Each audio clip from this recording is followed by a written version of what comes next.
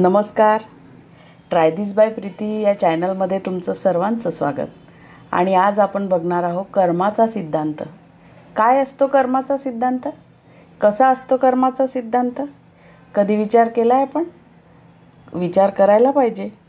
कर्मसिद्धांताचा अर्थ असा आहे की आपल्या कृती आणि विचारांमुळे आपल्या जीवनात काय घडते, कसे घडते हे ठरते. चांगल्या कामांमुळे चांगले परिणाम आणि वाईट कामांमुळे वाईट परिणाम. यालाच कर्मसिद्धांत किंवा कर्माचे नियम म्हणतात. मित्रांनो, आज मी तुम्हाला कर्माच्या सिद्धांताचं एक छोटंसं उदाहरण सांगते आहे की एकदा एका जंगलामध्ये एक हरणी बाळाला जन्म देणार असते. पण ती ज्या ठिकाणी बसलेली असते तिथे जवळच एक वाघ तिच्यावर नजर ठेवून असतो. एका बाजूला एक शिकारी तिच्यावर बंदूक रोखून उभा असतो आणि जवळच जंगलात वणवा पेटलेला असतो. सगळ्या बाजूने दिसणाऱ्या या संकटापैकी एक तरी संकट तिला गिळून टाकेल याची तिला 100% खात्री असते. तो शिकारी बंदुकीतून गोळी सोडतो. वाघ जोरात झेप घेतो आणि तितक्यात वीज चमकते. त्या शिकाऱ्याचं लक्ष वेधलं जातं आणि ती गोळी त्या वाघाला लागते. वीज चमकून गडगडाट होतो आणि पाऊस सुरू होतो. त्यामुळे वणवाही विझतो. आणि या सगळ्या गोष्टी होत असताना ती हरिणी हळूच एका लहानशा हरणाला जन्म देते. माणसाचं आयुष्य हे असंच असतं.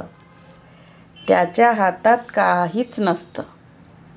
आपण फक्त प्यादी असतो या पटावरची.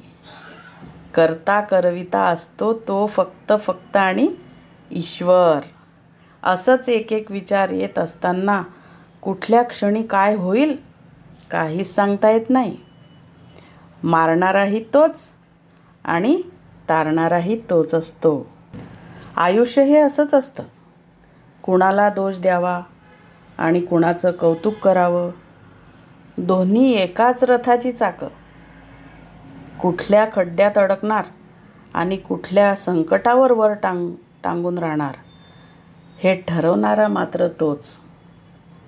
समुद्रात बुडून त्याचा मृत्यू झाला, पण त्याच्या मनातून समुद्राकडे तो त्या क्षणी कसा ओढला गेला?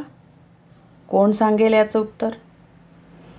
40 घरांच्या ढिगाऱ्याखाली गाडलं गेलेलं 6 महिन्याचं बाळ 30 तासानंतरही तसंच छान हसत खेळत सापडलं. त्याला त्या ढिगाऱ्यातही कुशीत घेणारं कोण असतं? नेहमीच्याच रस्त्याने जाणारी एक बस अचानक एक दिवस दरीत कोसळते. तिला दरीत ढकलणारं कोण असतं? वारा की ड्रायव्हर? की ड्रायव्हरच्या डोळ्यासमोर अचानक आलेला अंधार? कोण सांगू शकेल? एका मुलाच्या रोजच्या नेहमीच्या ट्रेनमध्ये बॉम्बस्फोट होतो, पण तो त्या दिवशी ऑफिसला गेलेलाच नसतो. त्यामुळे तो वाचतो. मग ऑफिसला न जाण्याची इच्छा त्याला त्याच दिवशी कशी झाली? कोण सांगेल कोणी? त्या हरिणीच्या बाळाचा जन्म होताना अचानक वीज का चमकली? कोण सांगेल? कोणी नाही सांगू शकत. कोणीच नाही. हे असंच असतं.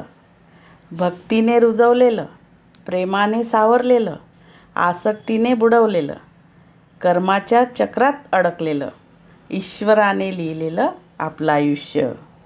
मोर नाचताना सुद्धा रडतो आणि राजहंस मरताना सुद्धा गातो. दुःखाच्या रात्री झोप कुणालाच लागत नाही आणि हो, सुखाच्या आनंदात कोणीही झोपत नाही. यालाच तर जीवन म्हणतात ना. किती दिवसाचे आयुष्य असते? आजचे अस्तित्व उद्या नसते. मग जगावे ते हसून खेळून. कारण या जगात उद्या काय होईल ते कोणालाच माहीत नसते. नशिबाने दिलेल्या पदाचा गैरवापर करू नका. कोणाचाही अपमान करू नका आणि कोणाला कमीही लेखू नका.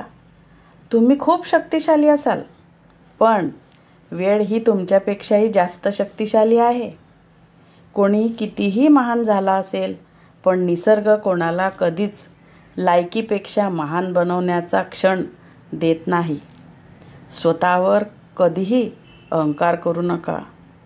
देवाने तुमच्या माझ्यासारख्या किती जणांना मातीतून घडवलं आणि मातीतच घातलं आहे बरं का. म्हणून जर आपण दुसऱ्याला मदत केली तर आपल्या जीवनात आनंद आणि सकारात्मक अनुभव मिळतात. जर आपण वाईट कर्म केले तर वाईट परिणाम होऊ शकतात. म्हणजे थोडक्यात निष्कर्ष काय, तर कर्मसिद्धांत आपल्याला आपल्या कृत्यांसाठी जबाबदार असण्याची जाणीव करून देतो. या सिद्धांतामुळे आपण चांगल्या कामांना प्रोत्साहन देतो आणि वाईट कामांपासून दूर राहतो. धन्यवाद.